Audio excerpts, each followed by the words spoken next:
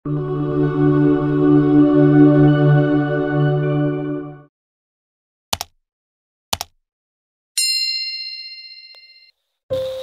warahmatullahi wabarakatuh. Jazakumullah khair. Mudah-mudahan Allah berkahi antum, keluarga antum, ilmu dan semuanya, dan mudah-mudahan Allah jaga antum hingga surga Firdaus. Doakan kami juga semuanya agar dimudahkan menuju surga. Muhammad. Ustaz, ana ingin bertanya, di dalam sujud itu kan disyariatkan atau di beberapa titik sholat itu disyariatkan untuk berdoa juga, Ustaz. Nah, apakah boleh berdoa selain di waktu sujud dan di akhir sholat, katakanlah pada saat ruku gitu ya, Ustaz? Yang pertama. Kemudian kedua, ketika sujud kan bacanya tadi antum sudah jelaskan subhanarabbiyal a'la wa bihamdi Allahumma firli. Apakah lebih baik mana kita menambahkan doa lain yang berasal dari nas hadis dan Quran, atau kita mendalami ini saja dan memaknai maknanya sehingga kita betul-betul waktunya hanya cukup untuk doa ini saja gitu, kalau kita memang betul-betul meresapi maknanya. Nah, lebih afdol yang mana, Ustaz? Syukran jazakallahu. Baik. Ada 4 keadaan. Pertanyaan yang pertama, di dalam sholat yang posisi ini bila baik dikerjakan cepat mengabulkan doa. Yang pertama dalam berdiri. Spesifiknya adalah dalam bacaan Al-Fatihah pada kalimat iyyaka na'budu wa iyyaka nasta'in. Dalilnya adalah hadis qudsi tersambung kepada Nabi, jalur sahabat Abu Hurairah radhiyallahu taala anhu. Kalimatnya qala Rasulullah sallallahu alaihi wasallam, qala Allah azza wa jalla, qasamtu shalah baini wa baina 'abdi wa li 'abdi ma sa'al. Nabi SAW menyampaikan, Allah subhanahu wa ta'ala berfirman dalam hadis qudsi, aku bagi salat menjadi 2 bagian antara aku dengan hambaku. Kalau hambaku benar mengerjakan bagiannya, maka apapun yang dia minta aku akan kabulkan. Idza qala al-'abdu alhamdulillahi rabbil alamin, qala Allah azza wa jalla hamadani 'abdi. Kalau hamba memulai membaca alhamdulillah rabbil alamin, maka aku jawab. Ingat ya, kalimat Al-Fatihah itu dijawab oleh Allah. Bacaan Al-Fatihah dijawab. Karena itu perbaiki bacaannya, belajar dengan betul, dan rasakan bahwa kita diawasi. Itu ihsan namanya. Anta'budallaha ka'annaka tarah fa illam takun tarah fa innahu yarak. Jadi salat yang bagus itu salat yang merasa Allah melihat, diawasi. Sehingga karena merasa diawasi, kita perbaiki bacaan kita supaya benar. Malu di hadapan Allah bacaan gak bagus. Allah jawab, hambaku sedang memujiku. Wa idza qala al-'abdu alhamdulillahi rabbil alamin, qala Allah azza wa jalla athna 'alayya 'abdi.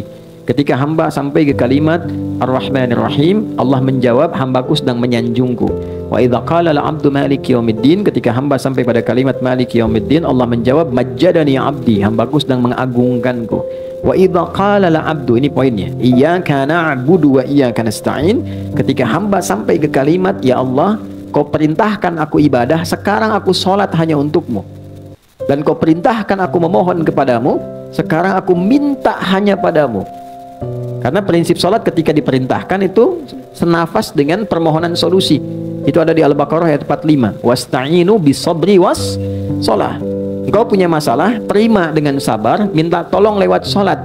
Lalu kita katakan, iyyaka na'budu, engkau perintahkan aku sholat, sekarang aku sholat padamu ya Allah. Ya, ibadah itu na'bud itu sholat maksudnya. Itu maksudnya Quran surah 20 ayat 14. Innani anallahu la ilaha illa ana fa'budni wa aqimis sholata li dzikri wa iyyaka nasta'in, engkau perintahkan aku minta tolong, sekarang aku punya masalah ya Allah, kepadamu aku mohon. Nah, ini sertakan dalam hati kita. Begitu sampai ke kalimat wa iyyaka nasta'in, sertakan di hati kita karena waktunya terbatas. Ya. Nanti langsung ditunjukkan oleh Allah dalam kalimat ihdinas siratal mustaqim, digabungkan semua masalah kita di satu ayat, siratal ladzina an'amta 'alaihim ghairil maghdubi 'alaihim waladdallin. Nah, kalau kita sertakan dengan kalimat itu hajat kita di situ, dan Allah Maha tahu dengan keadaan hati kita seketika. Nah, apa dalil prakteknya? Dalil hadis sudah, dalil kemudian di Qur'annya dengan praktek itu dialami dan dilakukan oleh Nabi Zakaria. Di Quran surah ketiga Ali Imran ayat 38 sampai dengan ayat ke-39. Nabi Zakaria bermohon dalam sholat, dalam berdiri. Hunalika da'a Zakaria rabbah qala rabbi habli min ladunka dzurriyyatan thayyibah innaka sami'ud du'a. Di mihrabnya Maryam, Nabi Zakaria berdoa dalam sholatnya. Beliau minta, ya Allah, manusia menghukumi aku tak mungkin punya keturunan, maka aku mohon kepadamu dari yang tidak punya batas dalam pemberian. Aku mohon padamu saja, engkau pasti mendengar doaku. Kalau pada yang maha mendengar tidak terkabul juga, mohon tunjukkan padaku saat ini dengan cara apa lagi aku mesti memohon kepadamu. Fanadathul malaikatu wa huwa qa'imun yusalli fil mihrab. Maka setelah doa itu disampaikan, sholatnya belum selesai, langsung malaikat turun menyampaikan, Allah mengabulkan doamu, sedangkan beliau masih berdiri dalam sholatnya. Itu poinnya, berdiri dalam sholat. Oke, Anallaha yubashshiruka bi Yahya, Allah kasih kabar gembira engkau akan punya anak namanya langsung dari Allah, Yahya. Jadi Yahya itu nama langsung dari Allah. Ya, artinya hidup.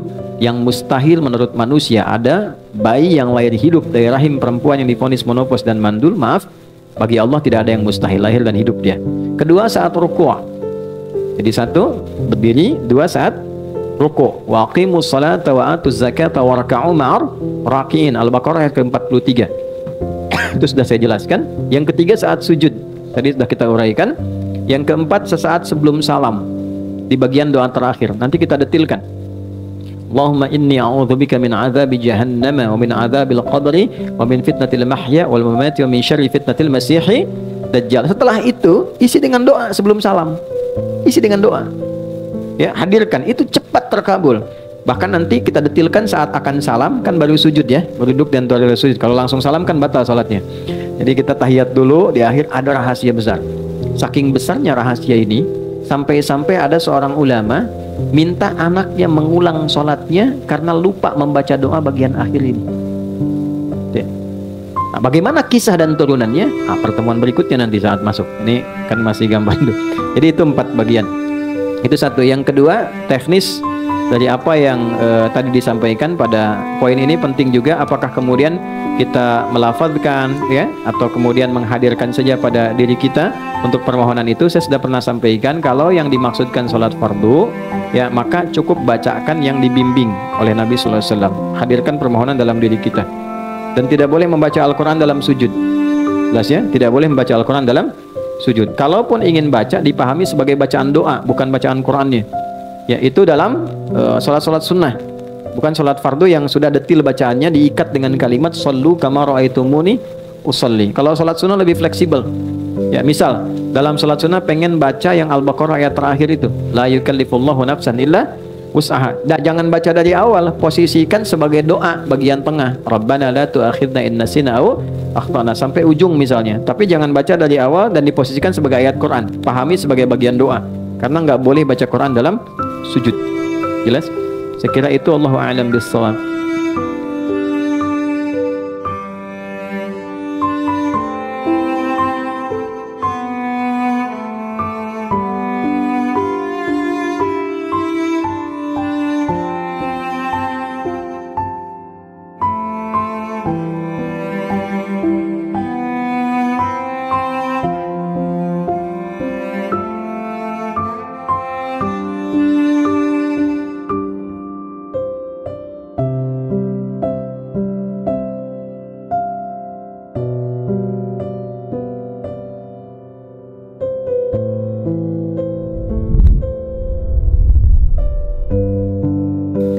Assalamualaikum warahmatullahi wabarakatuh. Ustadz, tolong sedikit jelaskan tentang sholat jamak, jarak dan lain-lain. Baik, sedikit aja ya. Jamak artinya menggabungkan dua hal dikerjakan dalam satu waktu. Contoh, sebentar lagi kita akan sholat zuhur. Setelah zuhur ada waktu asar, maka ada jamak, menggabungkan zuhur dengan asar. Jika saya gabungkan asar ke zuhur, dikerjakan di waktu zuhur, maka diawalkan. Dalam bahasa Arab, awal itu takdim, didahulukan. Maka jamak takdim.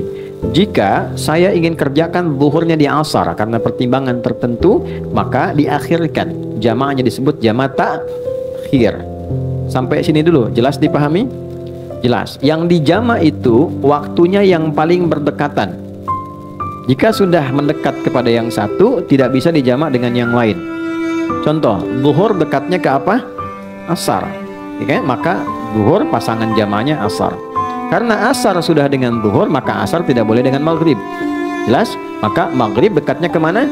Isya. Maka maghrib boleh dijamak dengan isya, baik takdim ataupun takhir. Subuh bagaimana? Subuh itu menyendiri. Karena itu jauh ke isya, jauh ke zuhur. Ya, jadi nggak bisa dijamak. Saya pengen jamak subuh dah sekalian tahajud ntar gitu kan, nggak bisa. Ya, ada saya di pesantren pernah begitu, si fulan tahajud bangun, masya Allah, si bilang kawan ini soleh luar biasa bangun gini. Jumat tuh, terus selesai kita pulang dari masjid, di kawan perasaan tadi posisi tidurnya begini juga, kita habis tahajud. Saya tanya, ya Mas Bulan gitu kan, antum udah bangun? Udah sholat subuh belum? Adi ini gimana? Udah saya jamu sama tahajud tadi katanya. Waduh, saya kelampau soleh kawan ini. Jadi ini subuh nggak bisa dijama karena itu jaraknya jauh ke isya, jauh ke zuhur. Jelas sampai sini? Baik. Untuk kondisi menjama ini ada dua kondisi. Satu kondisi yang disebut masafah, jarak yang terjadi dalam perjalanan. Mau menempuh perjalanan, jaraknya cukup jauh. Jarak ini dulu jauh itu diukurnya dengan batasan farsakh.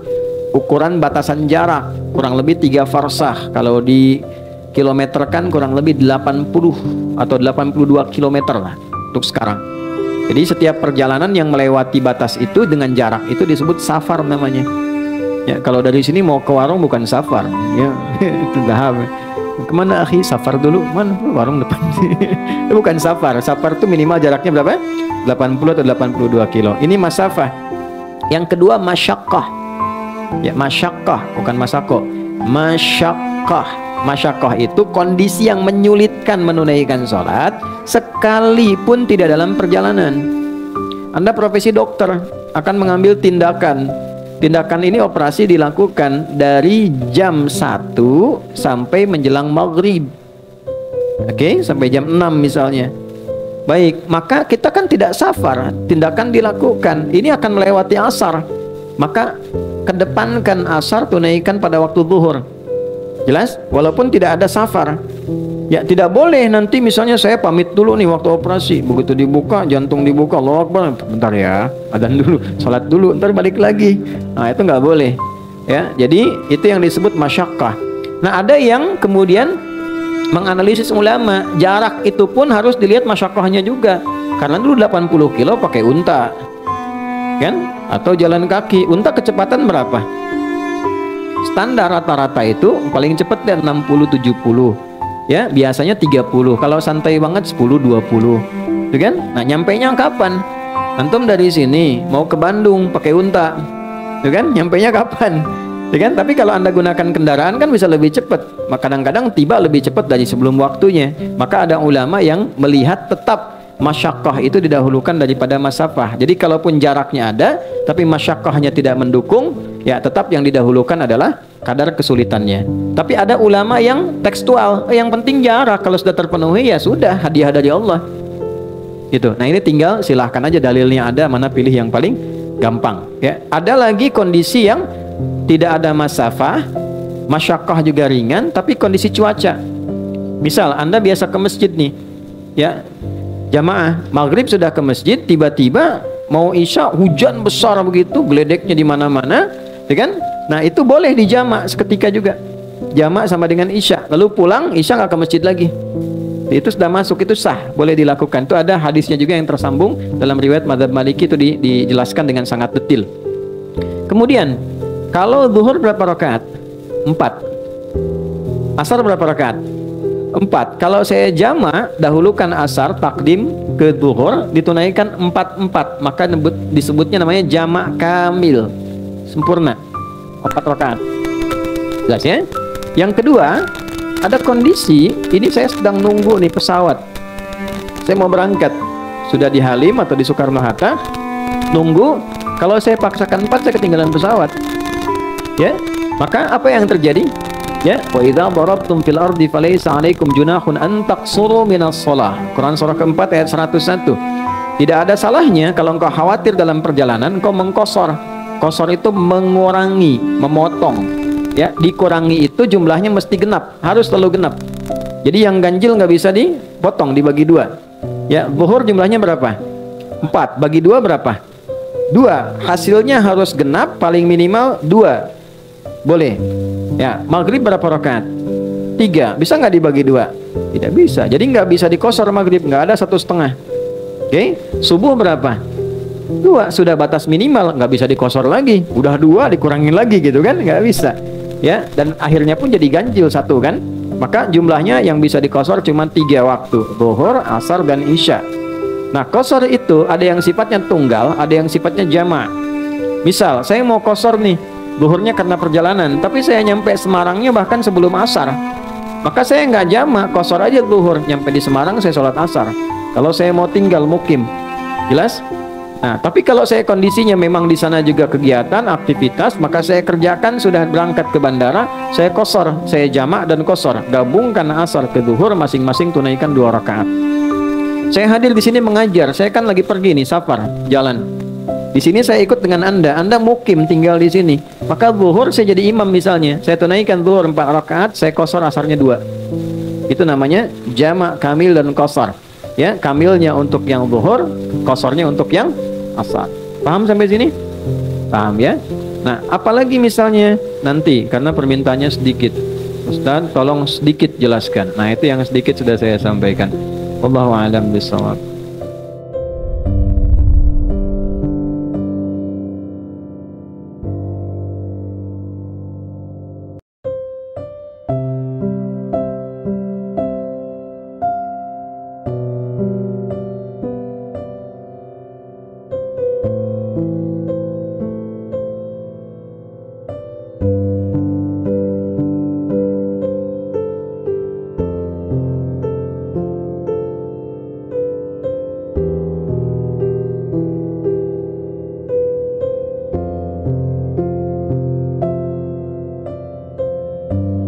Masih ada waktu?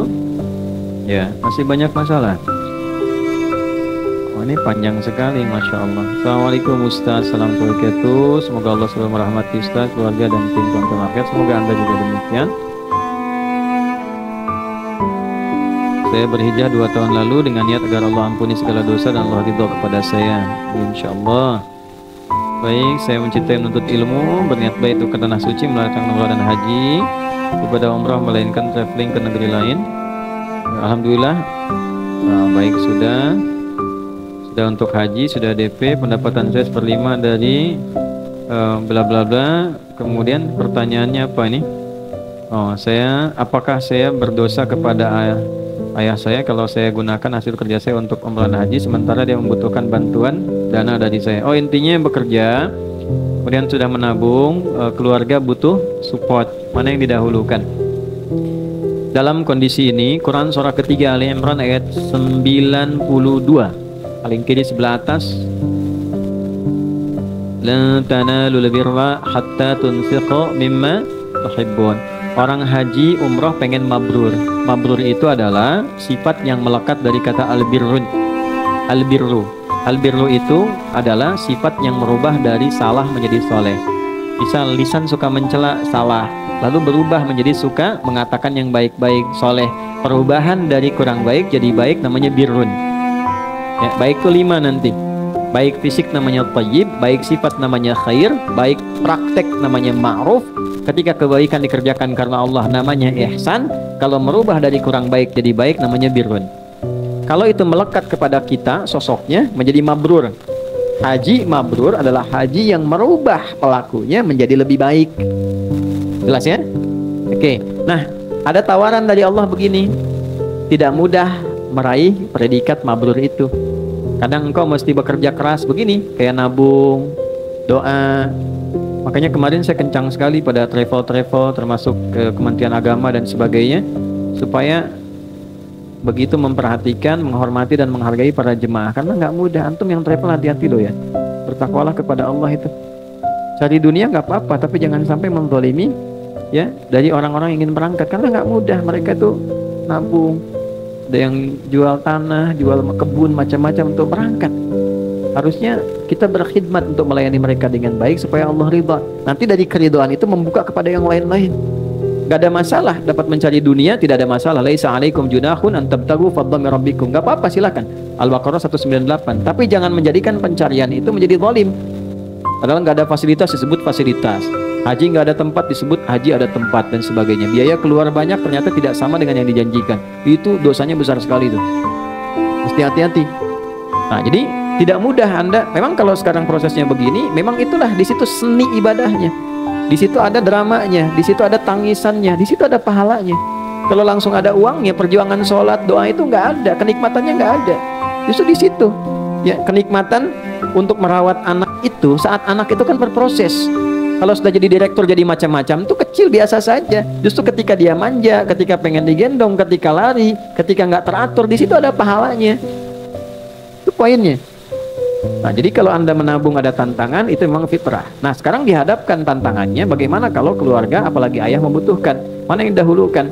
Birrul walidain wassainal insana biwalidayhi ihsana. Quran surah ke-31 ayat 14, Quran surah ke-46 ayat 15. Tidak ada amalan apapun yang mengalahkan bakti kepada ayah dan ibu.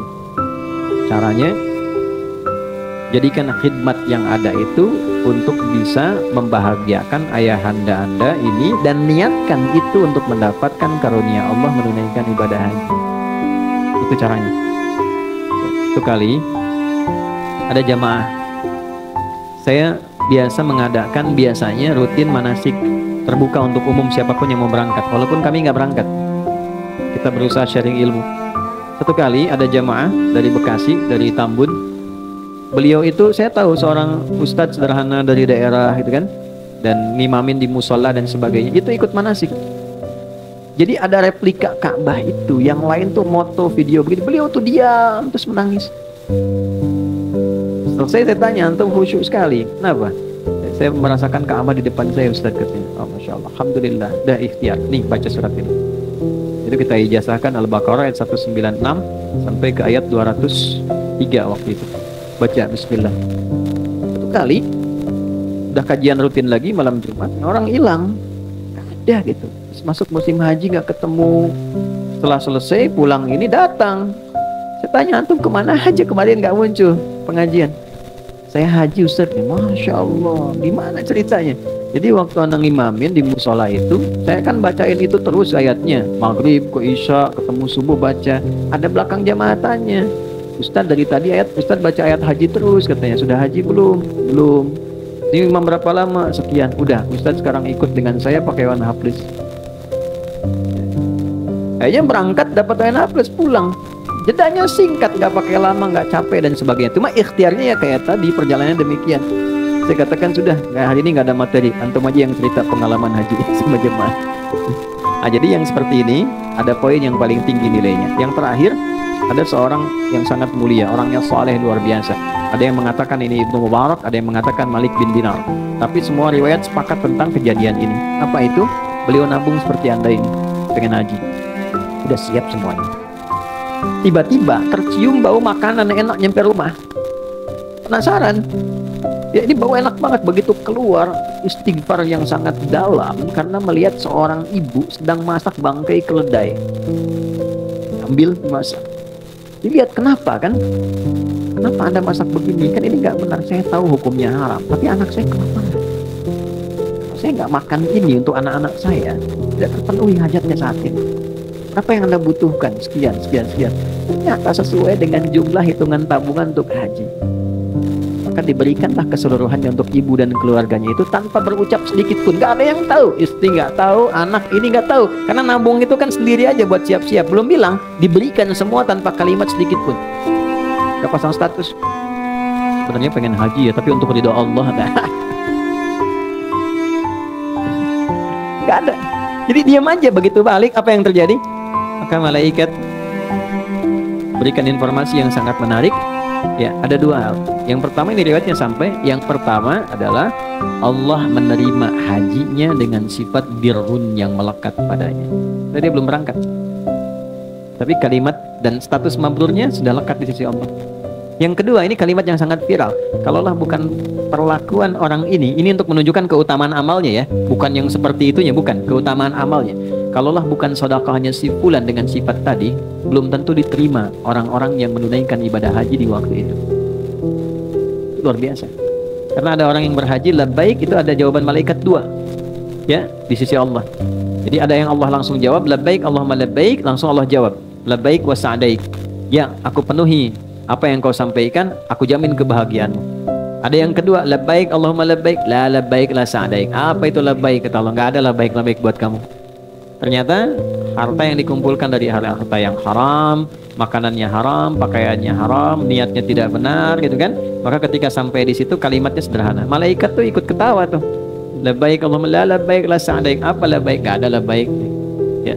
Ini bahasa ini ya, bahasa gambaran kita gitu. Jangan dipotong nanti malaikat ketawa, repot nih. Jadi ada kontainer-kontainer tuh, pembuat konten nih kadang-kadang. Pembuat konten kadang motong-motongnya nggak pas narasinya. Saya kemarin di WA jenderal ada ketua MUI macam-macam. Ustadz, intinya kami nggak diundang peresmian pesantren. Ya Allah, kapan saya resmikan pesantren? Belum diresmikan. Ternyata video itu adalah video bakti sosial. Angkatan udara minta izin di tempat kami fasilitasi. Keluarnya narasinya peresmian pesantren Ustadz Adi Hidayat. Itu belum diresmikan. Ya, hati-hati ya. Ada aliran kedua ini yang bahaya, aliran makiyun namanya. Ya, tukang maki-maki. Nah ini ya, ngajinya yang betul.